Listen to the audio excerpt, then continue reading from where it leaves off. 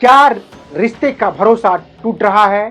शादी से पहले और शादी के बाद होने वाली हत्याएं समाज को किस दिशा में ले जा रही है?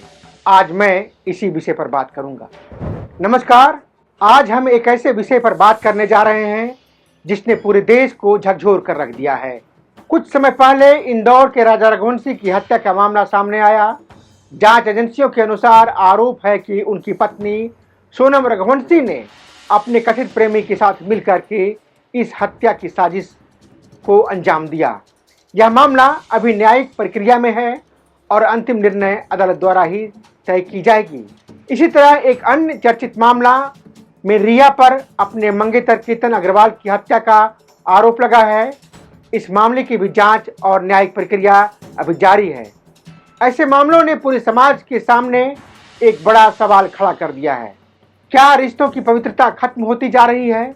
क्या अब प्यार भरोसे की जगह स्वार्थ का माध्यम बनता जा रहा है, या फिर सोशल मीडिया, बदलती जीवन शैली और कमजोर पारिवारिक संवाद इसके पीछे की वजह है?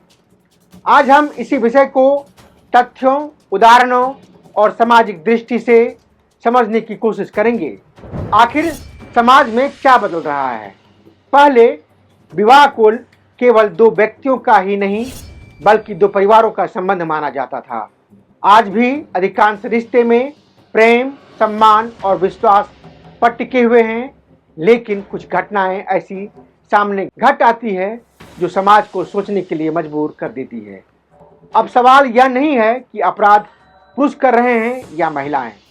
सवाल यह है कि रिश्तों में संवाद क्यों खत्म हो रहा है? क्या किसी रिश्ते में विश्वास नहीं बचता? तब कुछ लोग अलग हो जाने का रास्ता चुनने के बजाय अपराध की ओर बढ़ जाते हैं। कानून हर व्यक्ति को अलग होने, तलाक लेने और अपनी पसंद का जीवन शैली जीने का अधिकार देती है। फिर हत्याएं क्यों हो जाती हैं? यहीं से समाज को आत्ममंथन करने की जरूरत है। केवल भारत नहीं, दुनिया में ऐसे और भी मामले सामने आए हैं। ऐसी घटनाएं केवल भारत तक ही सीमित नहीं है। दुनिया के कई देशों में भी प्रेम संबंधों, विवाह और अवैध संबंधों से जुड़े अपराध मामले सामने आते रहे हैं। ब्रिटेन, अमेरिका, यूरोप में भी कई हाई प्रोफाइल मामलों में पति पत्नी या प्रेमी प्रेमिका के बीच हत्या की घटनाएं दर्ज हुई हैं। लेकिन यह सामान्य बात नहीं है। रिश्तों में ईमानदारी की कमी और हिंसा रास्ता नहीं है। अगर किसी रिश्ते में प्यार नहीं बचा तो कानूनी रूप से अलग हो जाना ही एक बेहतर विकल्प होता है। लोगों में सोशल मीडिया के कारण बदलती मानसिकता। आज का दौर इंस्टाग्राम, फेसबुक और डेटिंग ऐप्स का दौर है।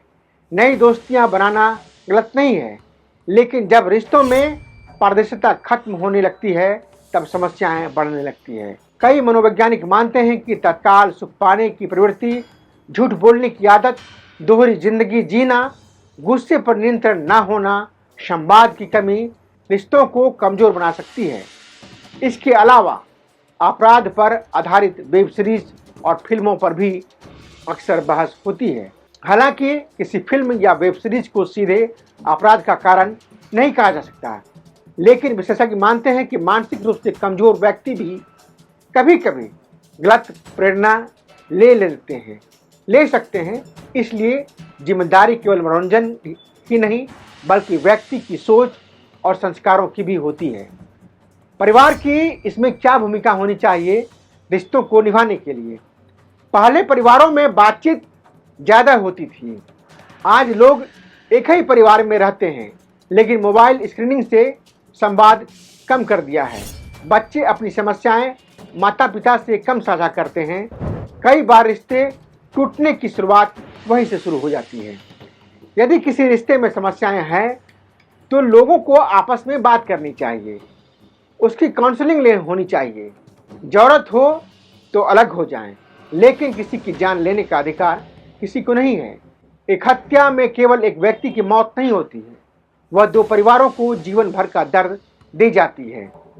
निष्कर्ष यह है कि राजा रघुवंशी का मामला हो या केतन अग्रवाल का मामला हो, इन सभी से हमें एक ही सीख मिलती है, रिश्ते की नींव विश्वास पर होती है। यदि विश्वास नहीं बचा तो सम्मानपूर्वक अलग हो जाना ही एकमात्र रास्ता दिखाई देता है। लेकिन हिंसा कभी भी समाधान नहीं हो सकता है। यह भी याद रखना जरूरी है कि किसी भी आपराधिक मामले में अंतिम सत्य अदालत के द्वारा ही तय होता है। अदालत ही फैसला तय करती है। इसलिए हमें जांच पूरी होने और न्यायालय के निर्णय का सम्मान करना चाहिए। समाज को भी आत्मचिंतन करने की आवश्यकता है। आखिर समाज में इस तरह की घटनाएं क्यों घट रही है? ये अपराध बार बार क्यों सामने आ रहे हैं? क्या हम अपने बच्चों को केवल सफल बनाना सिखा रहे हैं या उन्हें ईमानदारी, संवाद, धैर्य या रिश्तों का सम्मान करना भी सिखा रहे हैं? क्योंकि मजबूत समाज केवल कानून से नहीं बनता, मजबूत समाज मजबूत परिवारों से बनता है और मजबूत परिवार विश्वास से बनता है। इसी संदेश के साथ मैं आपसे विदा लेता हूँ। अगर आपको यह विश्लेषण संतुलित और विचारात्मक लगा हो तो वीडियो को लाइक करें, अपने विचार कमेंट में साझा करें और चैनल को सब्सक्राइब करना न भूलें। धन्यवाद।